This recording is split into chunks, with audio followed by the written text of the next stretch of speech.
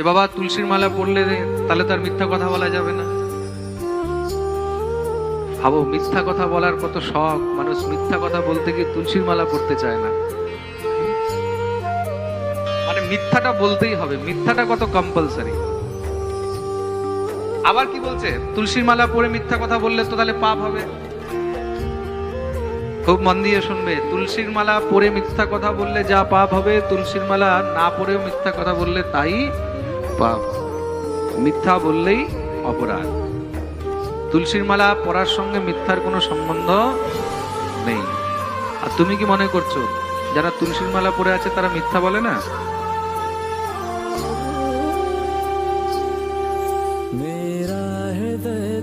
হ্যাঁ? যারা তুলসীর মালা পরে আছে তারা কি ধোয়া তুলসী পাতা? সত্যবাদী হরিশ্চন্দ্র তারা কি মিথ্যা বলে না? তারাও তো মিথ্যা বলে। হ্যাঁ, এক গুরুদেব দীক্ষা দিয়ে বেড়াচ্ছে, শত শত দীক্ষা দিয়ে বেড়াচ্ছে। আমি বৈষ্ণব, আমি এই, আমি সেই, আমি এই জানি, সেই জানি, এই করছি, সেই করছি। তা আমার শ্রী গুরুদেব ওইখানে পাঠের মধ্যে এসেছেন। তা আমার শ্রী গুরুদেবের কাছে উনি খুব করে, আমি অমুকের শিষ্য, আমি এই সেই, আমার এত শিষ্য আছে, এই আছে, সেই আছে।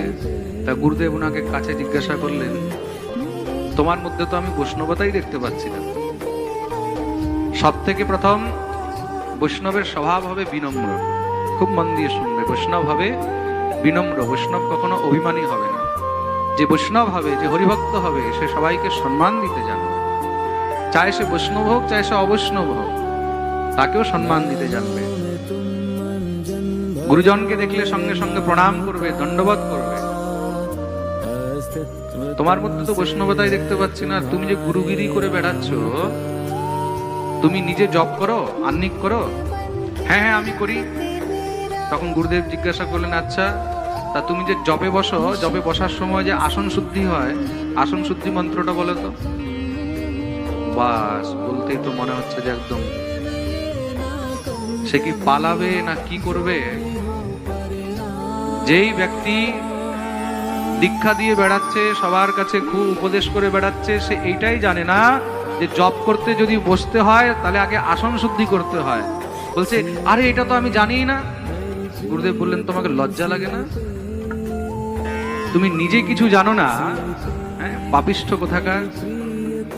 তুমি নিজে কিচ্ছু জানো না, কোনো আচরণ নেই, আর তুমি মানুষকে দীক্ষা দিয়ে বেড়াচ্ছ। বিশ্বাস করবেন না, 15 মিনিটের